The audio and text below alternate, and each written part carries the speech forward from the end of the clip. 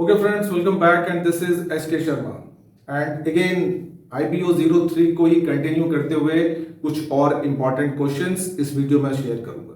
Fine.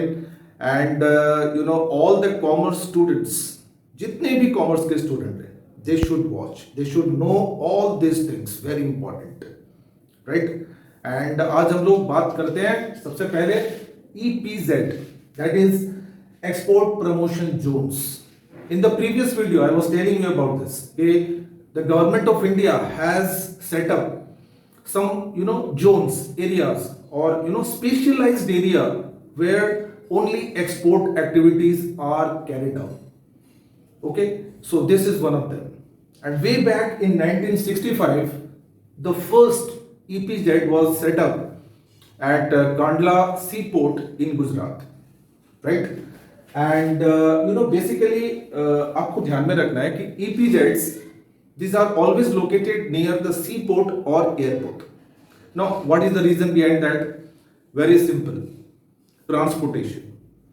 अगर आपको import करना है, export करना है, and आपकी अगर production unit is nearby to the airport or seaport, you can easily move the goods. So that was the logic. So therefore, the government of India always tries to set up all these units near these ports, and these are industrial enclaves or industrial areas, right? Entire production is exported. Whatever the exporters produce in these areas are made for export. They are exported 100%. They are not for domestic consumption. Good infrastructure facilities like roads, railways, transport, then electricity, power. So everything is there. An exporter, whatever the exporter needs for production on and for a healthy lifestyle, अगर उस exporters वहाँ पे रहते भी हैं, residential complexes है, वहाँ पे schools हैं, colleges हैं, right? तो government ने सारी चीजें provide की है in order to increase the exports of the country. Then comes exemption of duties, income tax, taxes. In the previous video, I was also telling about this.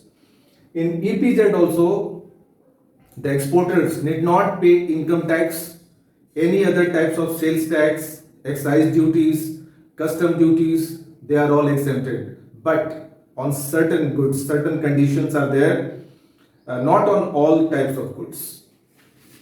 Loan facilities, private banks, public banks, cooperative banks, the government has ordered all these banks to provide easy loan facilities to the exporters. एकदम कम rate of interest में ज्यादा से ज्यादा loan मिल सकता है with एकदम कम से कम documentation. Then comes availability of labour, जहां पे आपको स्किल्ड, सेमी स्किल्ड, सारे टाइप के लेबर मिल जाएंगे. ये this areas are such that, मतलब गवर्नमेंट जब सेटअप करती है तो इस चीज का भी ध्यान रखती है कि there is plenty of labour available around this area. Fine. So like this. Now why, like what are the main objects, targets of the government to set up EPZ? I have written here 4. First, FDI means foreign direct investment. To attract more and more foreign investment in India, that was the first object to set up EPZ. Because the foreigners, the foreign companies, they can open up their production units in these zones. So when they will open, the foreign money will flow into India. So that is what the object is. Then employment opportunities. When the production units, factories are opened in these zones, it will give employment opportunities to a lot of people. Then comes latest technology. The government also wants that the exporters use latest and finest technology in the production process so that they can produce international standard of goods and services. And then economic growth.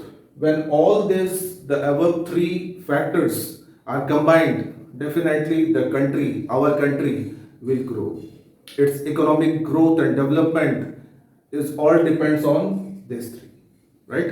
Okay friends, आगे देखते हैं next important question, and ये भी वही free zone से है, like EOU and SEZ cells. EOU का full form होता है export oriented units. That means export oriented units का मतलब होता है कि whatever they will produce in that area, that is only for exports and not for domestic consumption. अब देखते हैं कुछ इंपॉर्टेंट की characteristics of EOU units, right? Production is for exports, not for domestic use. Availability of labor, raw materials, power, technology, everything, all the infrastructures are there. They are generally near seaports or airports. That is clear. I told you many times about this. No import license is required to import capital goods. Capital goods are those goods which are required in the production process, like machineries, raw materials, like that. So no duties is charged by the government of India for a certain number of years. Then exemption of all duties, taxes, sales taxes, custom duties, excise duties. So they are exempted again for 5 years. And generally, EOU units are found in textiles, garments, chemicals, plastics. So like this. So मोर और less यहाँ पे क्या है कि all ये जितने भी free economic zones में हैं, जितने भी एक्सपोर्ट के लिए, मोर और लेस इन सारे सबके कैरेक्टरिस्टिक्स एक जैसे हैं। तो अगर एग्जाम में आता है तो वेल एंड गुड, आप लोग इसको इजीली डिफाइन कर सकते हैं।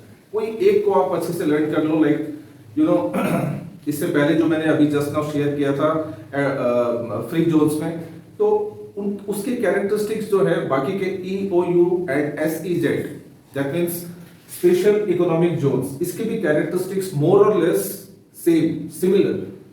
ओके, तो ये बहुत मतलब इजी टॉपिक है।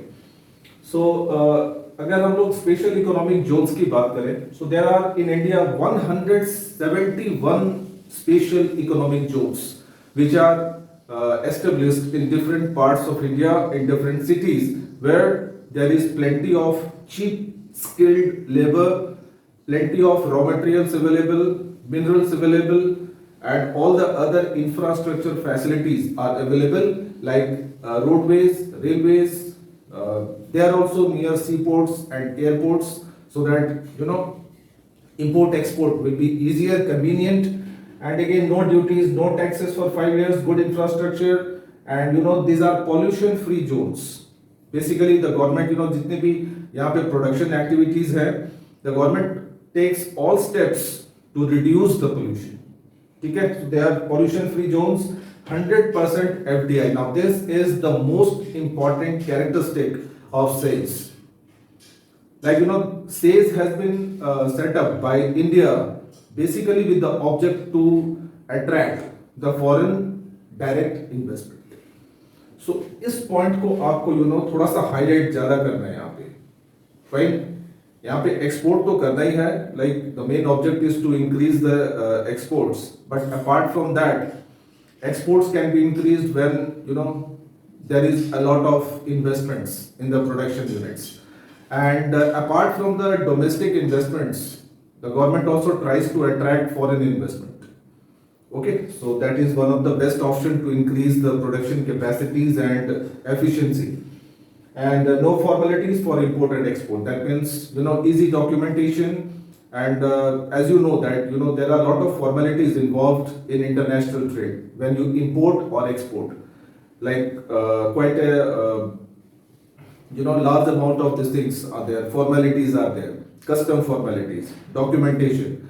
So if the units are set up in these zones, they are free from all these formalities, so they can easily import and export goods. Okay guys, the next very important question of IBO 03 is export houses. Generally this question comes as a short note. Okay, export houses or star export houses, and you have to write the same answer. There is not much difference, and even like the topics that we just now discussed in this video, they are all common topics. Fine, so it is very easy to learn. Let's see. Only the well-known exporters are granted this status of export houses or star export houses. All those exporters who are engaged in exports for a minimum of 2 to 3 years, and they are doing exports. So they are well-known houses, well-known companies which are in exports. Now, many privileges are granted to them. We have already discussed so many privileges like, free custom duties, no income tax, no sales tax, no excise duties. So there are so many, privileges and benefits which are given to these export houses. So one by one, you can, write and explain these points in your answer. Like credit facilities are given to them, no duties and taxes, marketing facilities are given to them. Time to time, the government has appointed a separate organization to advise these houses on how to do exports and imports. And even like the central and state government, both the governments try to encourage these export houses, right?